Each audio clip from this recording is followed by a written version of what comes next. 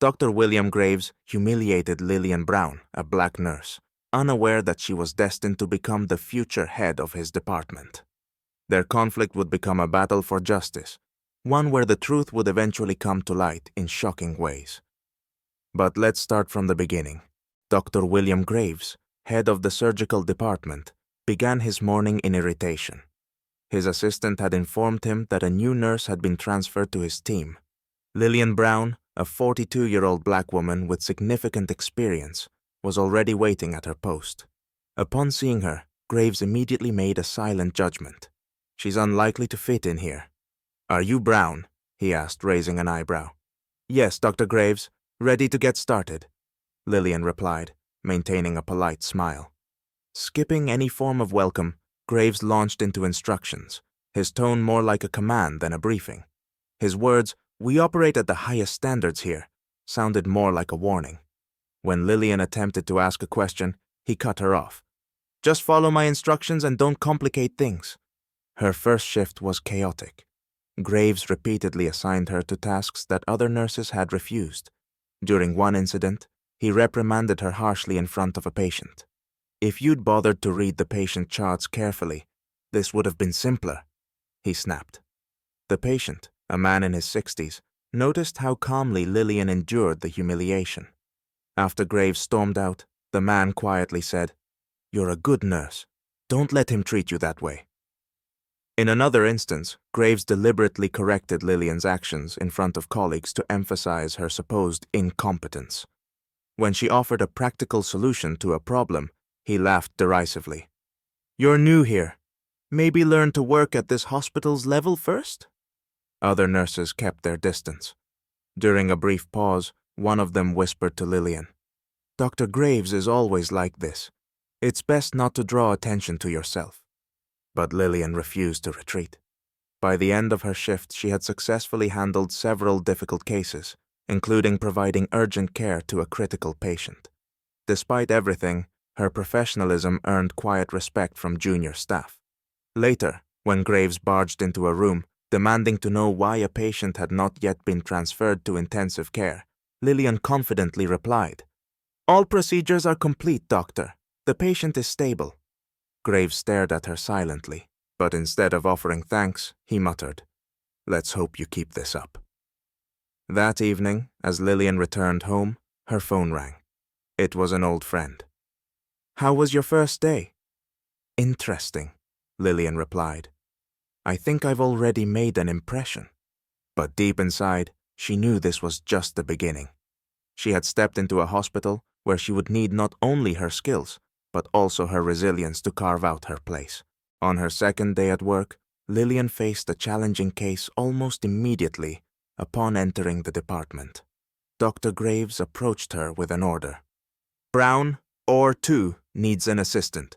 Think you can handle it?" His voice dripped with skepticism. Lillian nodded and followed him into the operating room. The procedure was complex, with the patient in critical condition. Staying calm and demonstrating impeccable coordination, Lillian played a vital role in stabilizing the situation. However, despite her contributions, Graves exited the operating room and loudly announced to the staff, "A little more, and her mistakes could have cost us the patient." Lillian clenched her fists, but kept her composure. Her professionalism wouldn't allow her to argue. Yet she noticed how some junior staff exchanged silent glances. They supported her, but their fear of Graves kept them quiet. Later in her shift, another incident occurred. Lillian was assigned to care for an elderly patient with dementia who was refusing treatment. She managed to calm him down and gain his trust, ensuring that the procedures could be carried out. Just as she finished, Graves burst into the room. "Why is this taking so long? We can't wait for you to figure out how to do your job." "Doctor, the patient has agreed to treatment. Everything is completed," Lillian replied evenly. But Graves wasn't done. Loud enough for other doctors to hear, he added, "Let's hope your skills eventually meet our standards." Lillian left the room, feeling the anger rise within her. But instead of letting it consume her, she resolved to let her actions speak louder than words. The incident that changed everything. That evening, An emergency situation unfolded. A prominent businessman suffering a heart attack was rushed to the hospital.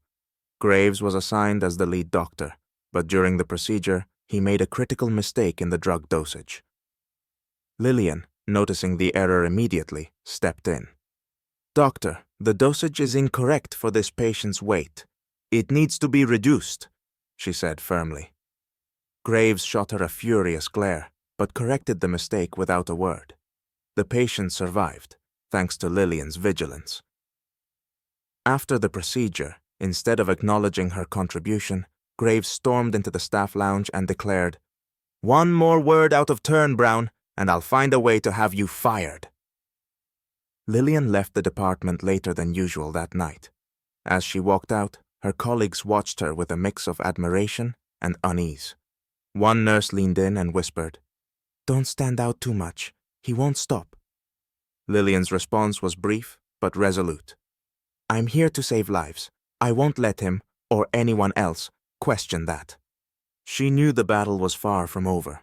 Something about Graves' behavior made it clear that he wouldn't stop until he broke her. But Lillian had already steeled herself for the next step. On her third day at the hospital, Lillian faced a turning point in the escalating tension between her and Dr. Graves. Irritated by her unwavering composure and professionalism, Graves decided to intensify his pressure on her. In front of colleagues, he announced, "Brown, since you seem so confident in your abilities, let's put them to the test under more stressful conditions." He assigned her as the lead nurse for an emergency surgery on a high-profile patient, Mr. Edwards, an elderly man with a life-threatening injury. The operation demanded swift, precise decisions, and Lillian performed flawlessly. Despite her success, Graves made every effort to downplay her role, highlighting supposed delays in her performance. After the surgery, he remarked sarcastically, "Good thing the patient is still conscious. Your hesitation could have cost him his life." Before Lillian could respond, Mr. Edwards, still on the operating table, lifted his head and said, "Excuse me, doctor, but it seems to me this nurse is the one who saved me." The room fell silent. Doctors and nurses froze, stunned by the patient's intervention. For a moment, there was nothing but the hum of the monitors. The next day, Mr. Edwards requested to see Lillian personally. When she entered his room, he greeted her with a warm smile. "Ms. Brown, do you know who I am?" he asked. "A patient who needed care," she replied calmly. Edwards chuckled. "I'm a member of this hospital's board of directors. I've heard about you, but I didn't expect to witness such professionalism firsthand. I had to step in." True to his word, Edwards demanded a meeting with the hospital's administration, where he shared his observations. "This nurse is a rare professional," he said, "but the behavior of certain doctors raises serious concerns." Graves, present at the meeting, was visibly shaken, but tried to maintain his composure. His arrogance wouldn't let him back down. "Everyone here is simply doing their job," he argued. "If Ms. Brown can't handle the pressure, that's not my problem." Meanwhile, a video recorded by one of the nurses showing Graves berating Lillian began circulating on social media. The footage quickly gained attention, sparking widespread outrage. The hospital came under pressure from the public, with many demanding accountability for the toxic environment. Lillian started receiving messages of support for her resilience, while Graves became the target of criticism for his clear bias. For the first time, Lillian noticed her colleagues beginning to openly support her. Some even apologized for their earlier silence. "We've stayed quiet for far too long," one nurse admitted. "But because of you, things are starting to change." The turning point came when Mr. Edwards made a public announcement. "There will be a general meeting tomorrow. It's time to implement the long-overdue changes this hospital needs." Graves could feel the situation slipping from his control.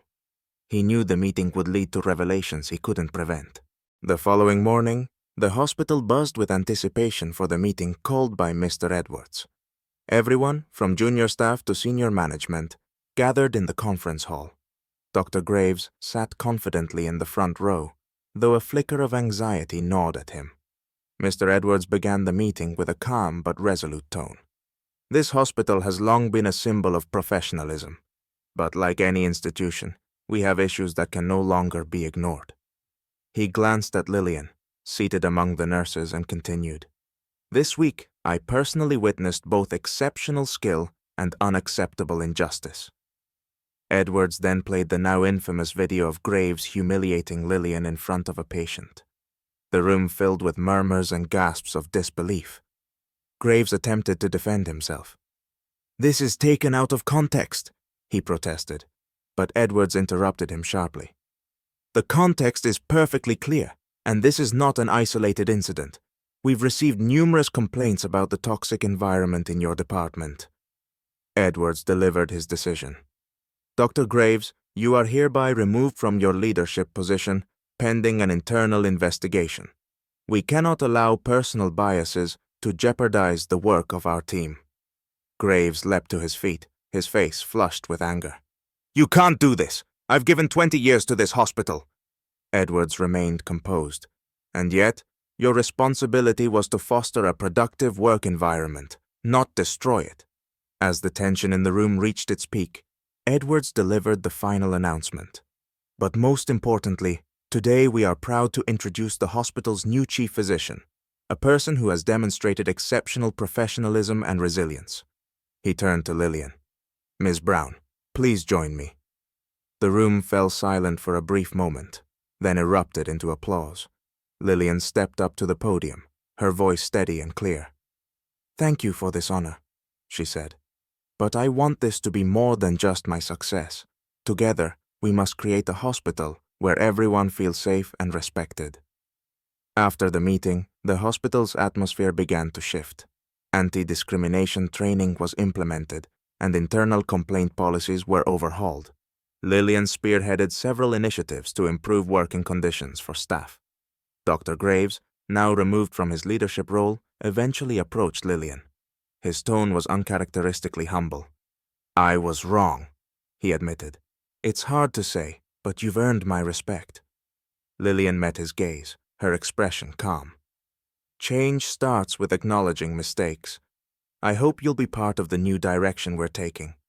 This story became a powerful symbol of how resilience, professionalism, and support can transform even the most entrenched systems. Lillian not only proved her worth, but also paved the way for others to thrive. Her actions inspired her colleagues and gave Graves a chance to rethink his ways.